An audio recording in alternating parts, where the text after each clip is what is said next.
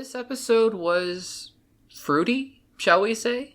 I mean, no, certainly not everything is peachy keen in Westview, but aren't you glad we got a new episode of Okay, I'll stop it. I'll stop. Episode 3 of WandaVision is here. We are going to talk about it in full spoiler detail. So, if you haven't read the title of the video, full spoilers ahead. We are going to be talking everything from what is going on in the outside world to Monica Rambeau to the twins, everything. So again, this is the final warning. Let's do it.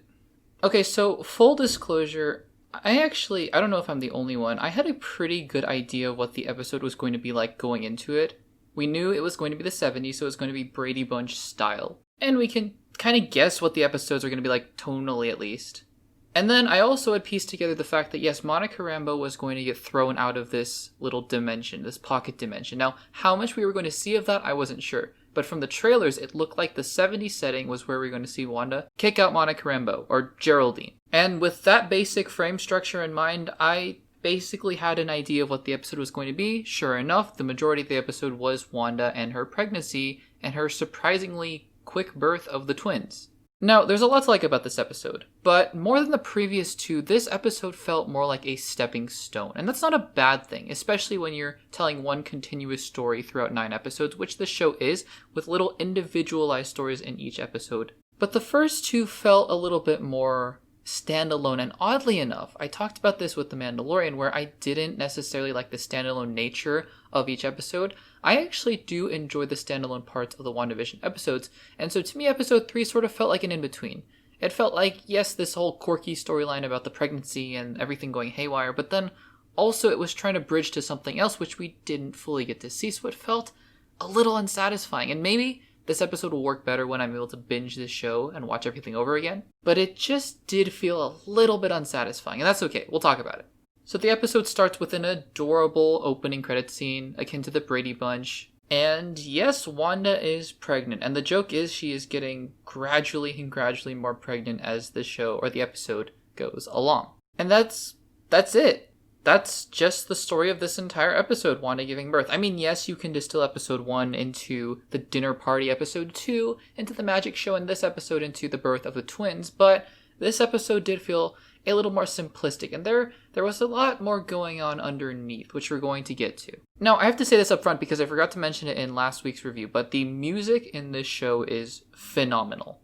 I adore the music. Christoph Beck, I believe, is doing the music for the episodes, and he just does such a brilliant job of capturing the theme of each different decade. I don't know if he's composing the music for the 50s, 60s, 70s, and so on, or if they're just sampling music from different decades and taking it, but whatever the case may be, so good. And again, huge shout out to the production design as well. Everything looks cheap, everything looks 70s, everything looks like it could have been made, 50 years ago? No, that's crazy, 50 years ago. Anyways, very 70s. Now, there are only a couple key moments to point out because the rest are just hijinks and antics. Like, obviously, it's really funny when the rain starts pouring down and Wanda says, "Oh, my water broke," and it's really funny, right?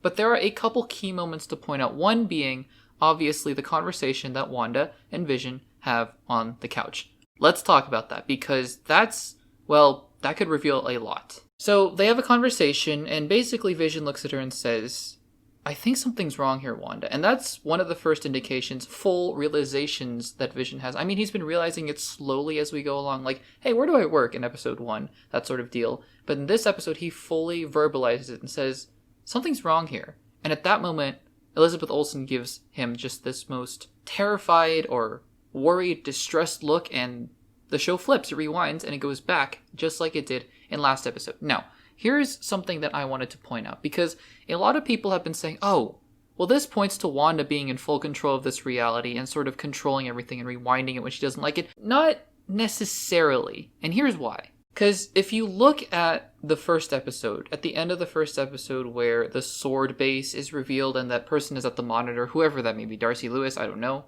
There is a sword facility and somebody is there controlling something. So there is somebody on the outside who is doing something or monitoring her. And the theory that I am beginning to wonder about is what if, Wanda is not in control, like most people are thinking now. What if somebody else is in control, and the second they see something that might trigger Wanda, that might trigger her into just going berserk, then they rewind. So it looks like Wanda's the one doing it, right? When she says no and then it flips, But it could just be somebody who's sitting at a control panel. The second they see Wanda getting distressed, she says the word no, they hit a button, it rewinds. I don't know. Could be. The second they see Vision kind of going all, hey, wait a second, what's going on? They press a button, it rewinds for her.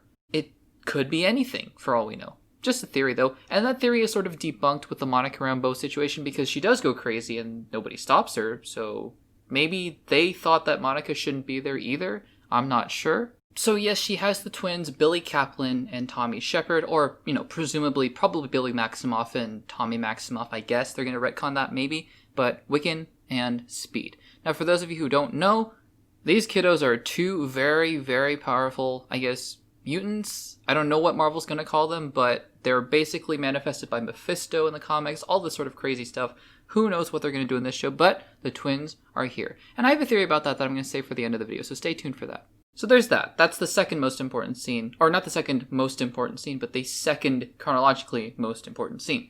Now, let's get to the third most important scene, chronologically. And that is the conversation between, I guess, simultaneously Paul Bettany's Vision and Agnes and Herb and Wanda and Monica. And then the episode ends. So it's, it's not a long episode, but there is a lot of interesting stuff in here. So we saw earlier in the episode that Herb was basically drilling into the wall, and that was kind of weird because it looked like, well, he understood that, but he didn't really fix it. And then later we see Agnes, and she is whispering something like, do you think she's still in there? I thought at first she was referring to Wanda Maximoff.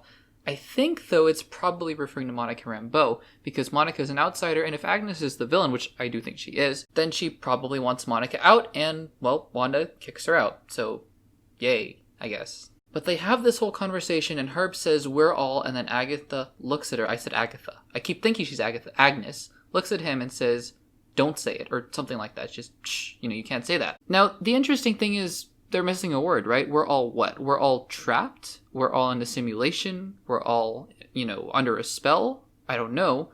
My head first went to we're all dead. Hear me out on this one because, I don't know, this could be interesting. We're all dead. Well, Vision is dead. All these people could be dead except for maybe Agnes and Wanda.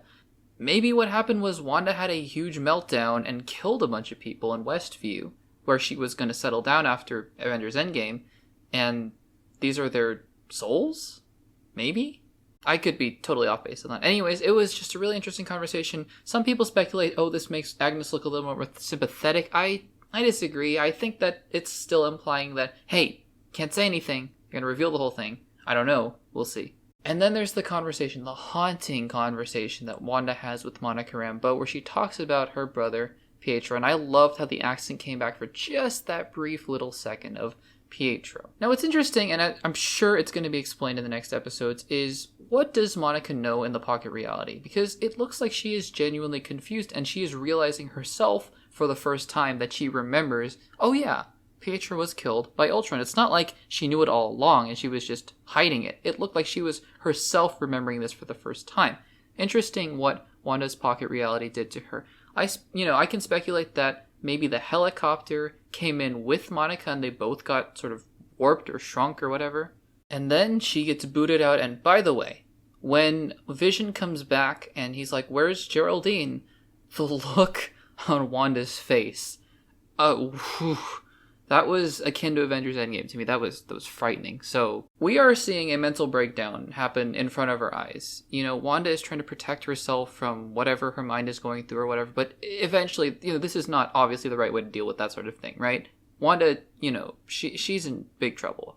And so the final scene, we see Monica Rambeau, it's in the trailers, get blasted out of Westview. Now, we do get to see a little bit of the outside world, and we'll sort of, discuss a little bit of what we see. We don't get to see much, but we do get to see a sign that says Westview.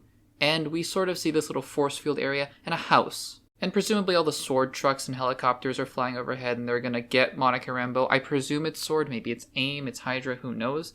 But it's interesting that the house is there. And it's interesting that Westview is there. So is Westview sort of this, I don't know, town that Wanda had settled down in and just destroyed? See, here's what I'm thinking. For those of you who haven't seen Logan, big spoiler alert here, but it came out 4 years ago. So in Logan, the whole thing was Charles Xavier had a meltdown, and he didn't remember. He didn't remember any of it. And the whole thing was he finally remembered, and then he died. But he had a meltdown and killed a bunch of mutants. Is that what happened here? And Wanda just kind of shrunk back in? I don't know. Now, before we close out today's episode, I wanted to present a theory that I had. And I think that this might be where the show is heading. Because in the comic books, Mephisto is all about the kids, Wiccan and Speed. He's trying to get after them. At one point, they were a part of him, like they were part of his being or something, and they sort of manifested back into Mephisto. So, if Mephisto is in the show, he is going after the kids, for sure. I suspect that the end of the show, and this could be tragic, at the end of the show, what's going to happen is Agnes or Mephisto is going to kidnap Wiccan and Speed. And the ending of the show is about Wanda getting her kids back, trying to find her kids and get her kids back. It makes sense. And sadly, they probably die. Probably. Or maybe not, because they're setting up a Young Avengers. Maybe. I'm not entirely sure about that part, but something bad is going to happen and she's going to break. So that's just a little theory that I had. Maybe I'll make, a separate thing about that. We'll see. But yeah, exciting stuff. I mean, to be quite honest, this episode is probably my least favorite out of the three. I like the previous two a little bit more, but it's still an intriguing episode. And honestly, I'm much more excited to see next week, because next week we may get well into the real world, see what's going on out there. So, super excited. In the meantime, what did you guys think of this episode of WandaVision? Let me know your thoughts, and if you liked the video, please make sure to give this video a like, subscribe, and if you want to check out some more, check out the videos on the screen right now. Thanks for watching, and I'll see you in the next one.